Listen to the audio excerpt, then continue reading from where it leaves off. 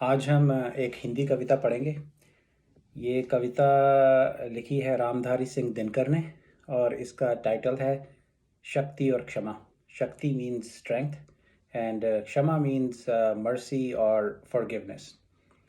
तो overall theme Dinkar साहब की कविता का ये है कि forgiveness carries no meaning without strength.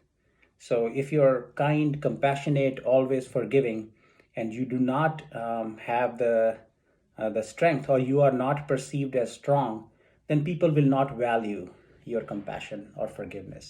So, from time to time, you have to display strength. Otherwise, your forgiveness or forgiveness of a weak person carries no value, and people will just run over you. I think it's a very strong, hard hitting message. तो आइए इसको पहले एक बार पढ़ते हैं, उसके बाद थोड़े इसके मीनिंग्स एनालाइज करेंगे। शक्ति और क्षमा। क्षमा दया तप त्याग मनोबल सबका लिया सहारा, पर नर व्याग सुयोधन तुमसे कहो कहाँ कब हारा। क्षमाशील हो रिपु सक्षम तुम हुए विनीत जितना ही, दुष्ट कौरवों ने तुमको कायर समझा उतना ही। अत्याचार सहन करने का कुफल यही होता है, पौरुष का आतंक मनुज कोमल होकर खोता है।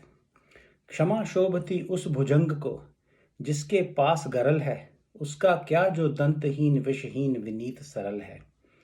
3 दिवस तक पंथ मांगते रघुपति सिंधु किनारे, बैठे पढ़ते रहे छंद अनुनय के प्यारे प्यारे। उत्तर में जब एक नाद भी उठा नहीं सागर से, उठी अधीर धधक पौरुष की आग राम के शर से। सिंधु देह धर त्राहि त्राहि करता आ गिरा शरण में, चरण पूज दास्ता ग्रहण की बंधा मूड बंधन में।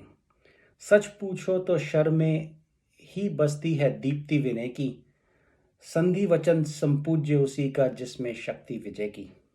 सहनशीलता क्षमा दया को तभी पूजता जग है, बल का दर्पण चमकता उसके पीछे जब जगमग है।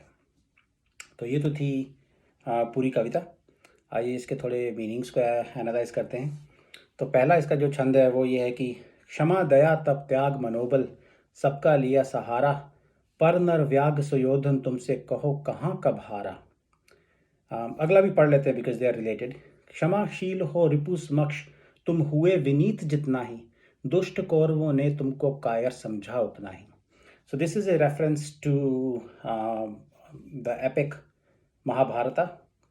तो उसमें पांडवों ने जब वो वापस आ गए अपना वनवास काट के और अज्ञातवास काट के, तो उन्होंने दुर्योधन से जाके रिक्वेस्ट की कि हमें अपना राज जो है, राइटफुल जो हमारा राज है वापस दे दिया जाए, और अगर आज भी नहीं देना तो खाली 5 गांव दे दिया जाए। And they showed lot of kindness, they pleaded their cause, and the end result, they showed compassion, but the end result was that Duryodhan का दूसरा नाम सुयोधन भी होता है। तो वो कहते हैं कि पर सुयोधन कब माना, all your pleas were ignored. The more kindness or compassion you showed, in return you were just perceived as cowardly. Yeah. So तुम हुए विनीत जितना ही, दुष्ट कौरवों ने तुमको कायर समझा उतना ही। या तो अगला छंद यह है कि अत्याचार सहन करने का कुफल यही होता है, पौरुष का आतंक मनुज कोमल होकर खोता है। कहते हैं कि द कॉन्सिक्वेंस और the result of tolerating atrocities is that the uh of your masculinity or courage or strength is lost when you act overly kind or overly compassionate. तो अगला छंद ये है कि क्षमा शोभती उस भुजंग को जिसके पास गरल है, उसका क्या जो दंतहीन विषहीन विनीत सरल है। तो कहते हैं कि क्षमा उस भुजंग का मतलब होता है सांप और नाग। तो कहते हैं क्षमा उस सांप को शोभा देती है जिसके पास गरल है, जिसके पास वेनम है, जो किसी को डसने की कैपेबिलिटी रखता है, राइट? वो किसी को माफ़ करे या वो किसी को डंग ना मारे तो उसको क्षमा जो है शोभा देती है, like it suits him, right? Forgiveness is becoming of that snake. उसका क्या जो दंतहीन विषहीन विनीत सरल है। कहते उस सांप की कौन परवाह करता है कि जिसके ना तो दांत हैं और ना वो किसी को डंग मार के किसी को जहर उगल सकता है, राइट? अब वो सांप जो किसी को कुछ हार्म कॉज करने का कैपेबल नहीं है, वो कहेगी जी मैंने माफ़ कर दिया किसी को। What meaning does that carry? Nothing. अच्छा, अगला जो दो छंद हैं they are in reference to an episode in Ramayana. तो रामायण में एक ये एपिसोड ये है कि भगवान राम जो हैं वो सीता माता को रेस्क्यू करने लंका जाना चाहते हैं, लेकिन रास्ते में समंदर है, सागर है। तो इन आवर हिंदू ट्रेडिशन सागर या समंदर को भी एक देवता के रूप में पूजा जाता है। तो वो समंदर के किनारे बैठ गए और उन्होंने जो सिंधु देव जो समुद्र के जो देवता थे उनसे 3 दिन तक प्रार्थना की भगवान राम ने, राइट? तो प्रार्थना ये की कि मुझे हम लोगों को हमारी सेना को ये ओशन क्रॉस करने का रास्ता दे दिया जाए किसी तरीके, राइट? 3 दिन तक। अब वो खुद सोचिए कि वो खुद भगवान का रूप है, उनका इतना बड़ा स्टैचर है, लेकिन फिर भी वो बैठ के उन्होंने प्रार्थना की to the ocean god, right? 3 दिन तक प्रार्थना करते रहे, कोई रिजल्ट नहीं आया, right? And then finally, because he was in an urgency to cross the ocean, so he lost his patience. Yeah. फिर वो स्टोरी आई थिंक ये है कि उन्होंने फिर अपना एक वेपन निकाल लिया and he was like hell bent on destroying the ocean. तो जब ऐसा हुआ तो वो जो सिंधु देवता जो थे वो गिड़गिड़ाते हुए उनके भगवान राम के पाँव में आ गए। द पॉइंट देयर इज़ कि आप सिर्फ जब तक उन्होंने स्ट्रेंथ नहीं दिखाई तो उनको रिजल्ट नहीं मिला, उनकी सारी विनती करने से प्रार्थना करने का रिजल्ट नहीं निकला, अल्टीमेटली उनको स्ट्रेंथ भी दिखानी पड़ी। या अच्छा, तो पढ़ते हैं कि 3 दिवस तक पंथ मांगते रघुपति सिंधु किनारे, बैठे पढ़ते रहे छंद अनुनय के प्यारे प्यारे। For 3 days, Lord Ram kept asking the ocean for the passage, and he petitioned the ocean with sweet words.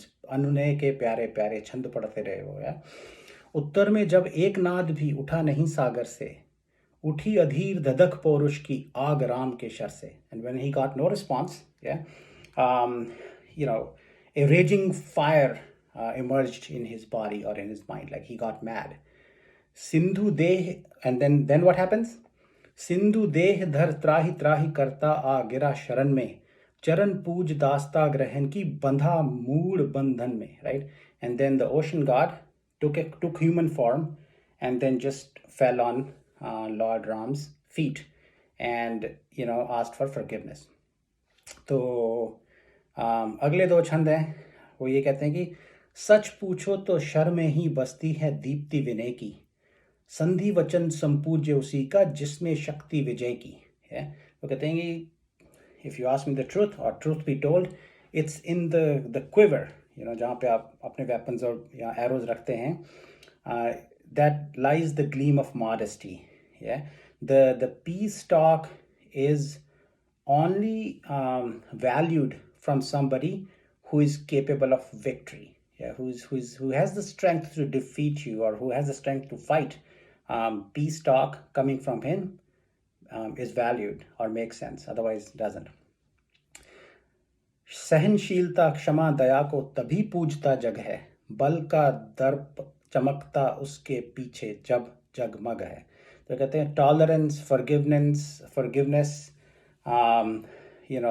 mercy, they are respected by the world only when there is a glow of strength behind it. तो इस case में उन्होंने उसको दर्पण या एक चमकते हुए मिरर से कंपेयर किया है कि सहनशीलता क्षमा दया को तभी पूजता जग है, बल का दर्प चमकता उसके पीछे जब जगमग है। So your tolerance, forgiveness, mercy are respected only when they are backed up by strength. तो ये थी कविता रामधारी सिंह दिनकर की. I hope you enjoyed it. Thank you.